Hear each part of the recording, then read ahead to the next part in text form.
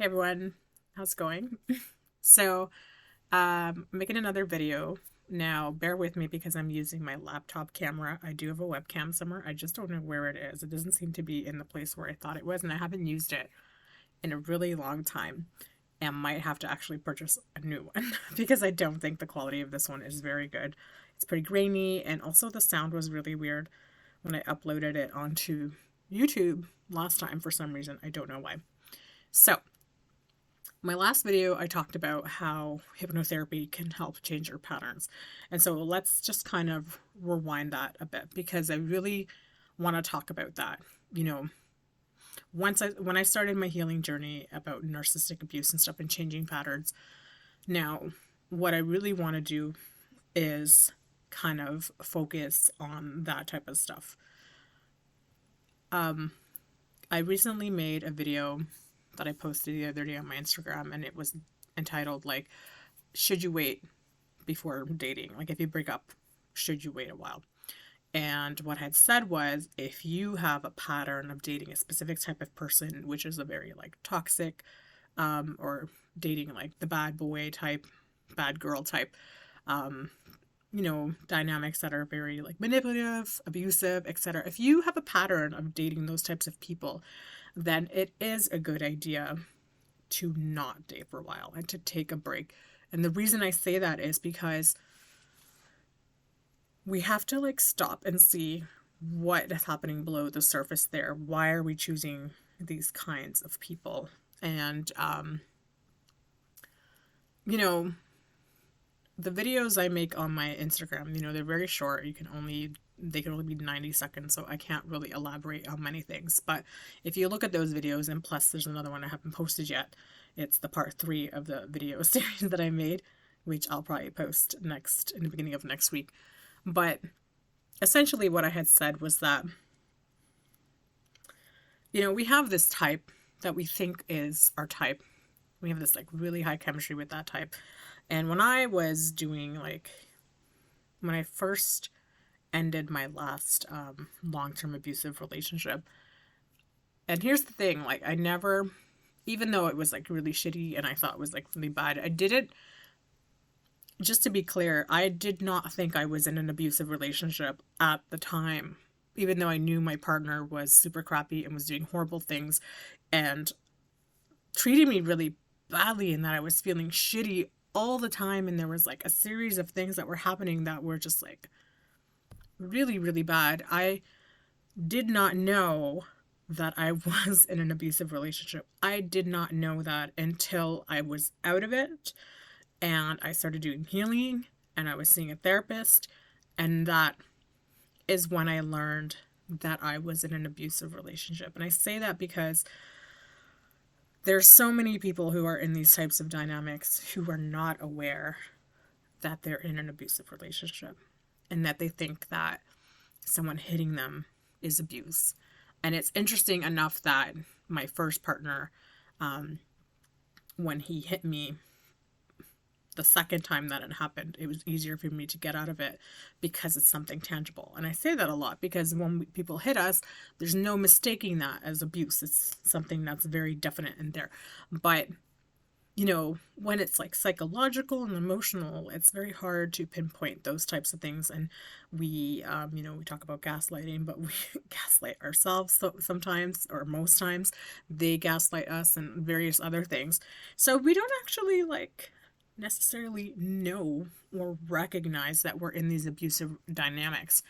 And the whole thing about this is that, regardless of it being an abusive relationship, is that we are still drawn to those types of people, and we have these trauma bonds with these people once we do engage in a relationship with them.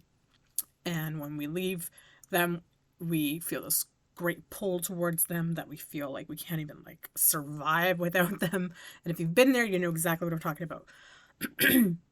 So here's the thing. Even if you break up with them and you want to date other people, you're going to keep going after the same type of people because I say you, and that's important because one of the biggest parts, if you really truly want to change that pattern and heal, is the first part of that is taking accountability for that. It's us. who chose those people. And I say that with the most empathy that I possibly can, because never in a million years would I have been like, yeah, I chose this person who treated me like crap. It's not that we chose that someone treated us like crap. We chose the dynamic because that programming and pattern was in our subconscious. It was all laid out. The network, the map, it's all laid out. We just walked into it because it was familiar and perfectly integrated into our pattern. And so it felt comfortable. It felt like home. We had that high chemistry with them.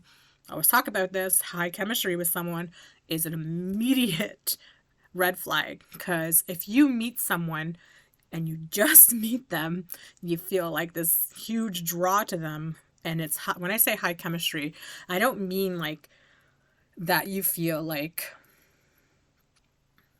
I have to make this distinction because it's very important. High chemistry with someone is not that you see someone and there's a familiarity and you're like, you feel this fondness in your heart, like, oh my goodness, I really want to be near this person. No. High chemistry is like fireworks that you feel like this freaking roller coaster upheaval, like, oh my God, like I have to be near this person because they like are making me feel like I'm on fire kind of thing. And that is high chemistry. Like it feels like this instant, like I can't even explain it. Like it's just like your whole like being is like set on fire. And so that is what like that high chemistry reaction is. It's essentially like these, all the dopamine and being set off, you know. And I've talked about this a lot. It's the same as like an addict when they are getting their fix and they receive, you know, a hit of their drug and they have these dopamine highs going, like that relief. So we have that pattern already existing within us because we received that wounding from our parents, from our experiences when we were children. And now we're reliving that. So the minute we meet someone who offers us that same pattern, you don't need to know this. You don't freaking know someone when you meet them. You don't know them. But your energy, this is why, like, when we say, like, we can energetically pick up on people. When you first meet someone, you energetically pick up your subconscious. They're like talking to each other, like trees, how they talk to each other with their roots. We do the same thing. We talk to each other energetically. So energetically, we can pick up that they have that same thing to offer us. And so it's like that fix. We just had that fix of that drug and the dopamine's going off, like, woohoo, this is amazing. So we're drawn to it. And this is like not happening like at a conscious level. So we have no idea that this is happening. It's all subconscious. We just feel like, oh my gosh, like I'm so drawn to this person and they make me like, it's exhilarating. Like that's a good word. I can read you like stuff that I wrote about my last relationship. Like I said, what was the word I used? It was like a whirlwind. That was the word I used. And anyway, let's get back on track here. So my point is, all of those things, they sound great. They sound like something out of a movie or something, but they're not. They're not great at all. They're actual like trauma responses. They're the same physiological responses that our bodies would, you know, give off as if when we have a hit of our drug of choice, if we're addicted to it, in which case we are addicted to that pattern that we experienced when we were children. So how do we stop that? So the first part, like I said, is taking accountability and saying, what do I do? What do I do now that I'm here? I wasted 2 decades of my life in these really shitty relationships. What the hell do I do? So recognizing that is the first step, and saying, shit, I have this pattern that I'm constantly, you know, attracted to. That's the first part. What's the second part? The second part is taking accountability, like I said.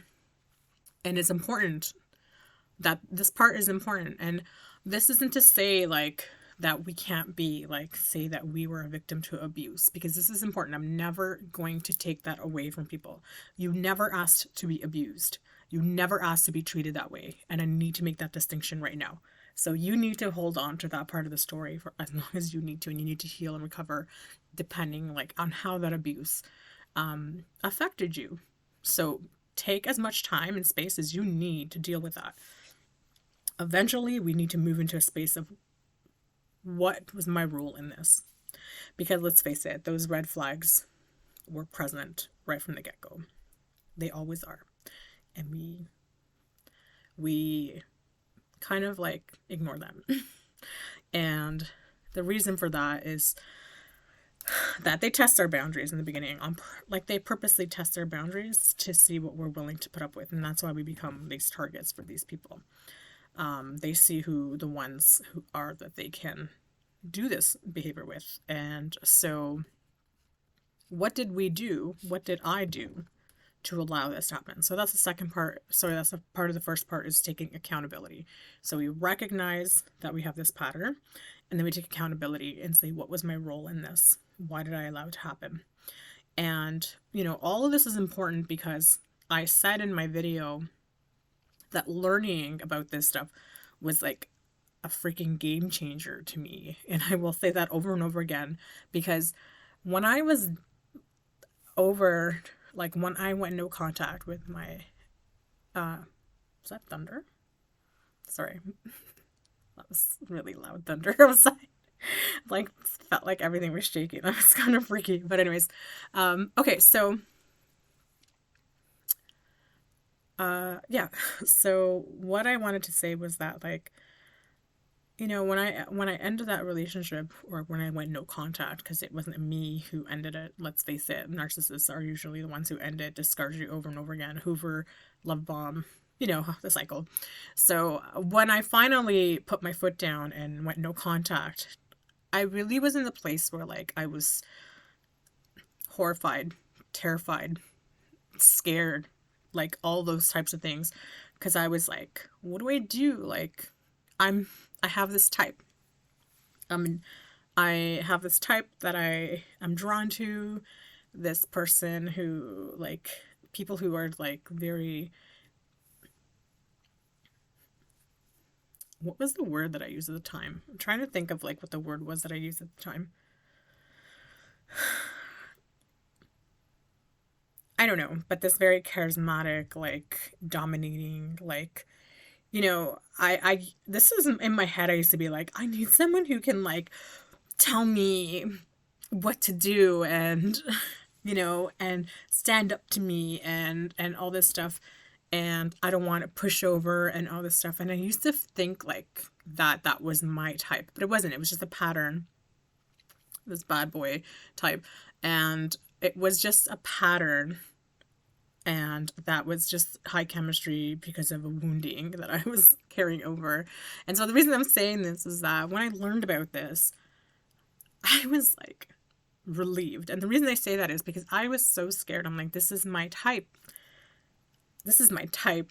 I'm like so attracted to this type of person. Like, what am I going to do? I'm never going to have a relationship again. I can never date again because this is my type, and I'm always going to be like, the second long-term relationship was worse than the first. Like, I cannot, if I get into a third relationship like this, I will 100% be dead. I would be dead. I would probably, you know, trigger warning. I probably would have, like, you know, there were a lot of themes of, like, self-harm and suicide ideation and various other things when I was in that relationship. And I knew that if I got into another relationship that was as bad as that or worse, that I would be dead. And so I had to do something about it. I had to do something about it. And I was terrified to get into a relationship because of my type. But learning that my type was just programming and neural pathways and a set of, like, friggin', like, mapping in my subconscious that can be rewritten, and that the chemistry was wounding, and that the pull I was feeling was trauma bonding. Learning all of that stuff was the biggest relief of my life. It was the biggest relief of my freaking life. I cannot tell you how relieved I was to learn about that, because it meant that I didn't have to keep being attracted to that type of person, and that I could find other things more attractive. And the reason I'm talking about this is because I have been doing the healing work for years, and I've been working with affirmations, and I've worked with affirmations with my clients as well. And I've been talking about how important they are and how that helps to create new neural pathways and programming. But now that I've been working with hypnotherapy and I've had done it myself, and I'm now also a certified hypnotherapist, and I have like kind of like not, I don't want to say I cracked the code, but it's like I figured out a way to kind of get in there faster so that it doesn't have to take you years and years and years to change that programming, that it can happen in a shorter time so that you can do the healing, but do the hypnotherapy. Because if you don't know, hypnotherapy basically bypasses the subconscious. So affirmations, which are fantastic, and you should always use affirmations as much as you can with everything in your life. I cannot tell you. I have a video on this on my channel, how wonderful they are. Repetition is the best way to get things into your subconscious. You see it happening. People aren't even aware of it, how it happens in our outside life with the news, media, and various things around us. When there is repetition, it gets into your subconscious. You don't need to subscribe to anything to start to form beliefs on something and to think that something is happening, because repetition of things will be implanted in your subconscious whether you wanted to or not. That's just how it works. So that's why I say affirmations are like the best thing that you can do. You can do them about your body image, self-love, habits, various other things. So you will need to do them repeatedly. So you have to do it constantly and for a while. So that will help because you're saying them in your conscious state, and they get, slowly implanted with the repetition into your subconscious. Now, how hypnotherapy differs from that is that you bypass the conscious mind. Hypnotherapy is you going into a very deep trance state, and it allows you to go straight into your unconscious mind. So now you can implant those new beliefs and those new patterns that you want, that allow you to, for instance, want to form better connections, healthier connections. It is safe to love. It is safe to open up. It is safe to allow someone close to me. It is safe for me to speak up. It is safe for me to place a boundary. It is safe for me to say no. It is safe for me to be seen. It is safe for me to take up space. It is safe for me to be me, and various other things. So hypnotherapy allows you to take all of those things and go straight into your unconscious mind and program them right into there. Just like that. Just like that. Now, why does that matter? Because it can take a long time with affirmations to get there. So, and hypnotherapy is not a replacement for therapy and doing the inner work for healing, especially if you have a lot of wounding around certain childhood events and things like that. You absolutely still need to do that. But when used in conjunction with therapy and counseling, psychotherapy, it can be so valuable and helpful for you. And so on one hand, you have you healing and releasing all those things. And on the other hand, now you have the hypnotherapy that is putting in this new programming, these new belief systems, these new suggestions that are creating new neural pathways in your brain, a new mapping.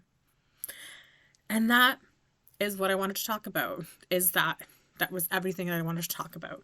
You're not destined or doomed to constantly like the same person anymore. I can tell you right now that I am not attracted to that same type of person. In fact, I'm like repulsed by that kind of person. I immediately see the red flags. I immediately sense them. I'm not drawn to them anymore. I'm repelled by it. And it's like, even though programming, it's like a muscle. So even though that programming might always exist in the background, and you might have like this kind of slight recognition to that type of person when you meet them, your new programming will all of a sudden kick in and be like, no, we're not into that anymore. I'm into that. I'm into healthy things. I'm into someone who's safe. I'm into someone who sees me. I'm into someone who holds space for me. I'm into someone who is vulnerable. I'm into someone who is genuine, someone who's compassionate, someone who's loving, someone who's kind, someone who's gentle. I'm into all of those things. Whatever you're programming, whatever you want to like type into your little programming thing. And so that's what I want to talk about. So if you're like me and you've had a string of very bad relationships and you want to do something different, this is a very good option. This is a very wonderful option. And so I'm a hypnotherapist. You can absolutely book an appointment with me for a free consultation. There will be no obligation to book a hypnotherapy session with me. If you just want to book a 30-minute consultation just to chat about it and see if it's something for you, we can do that.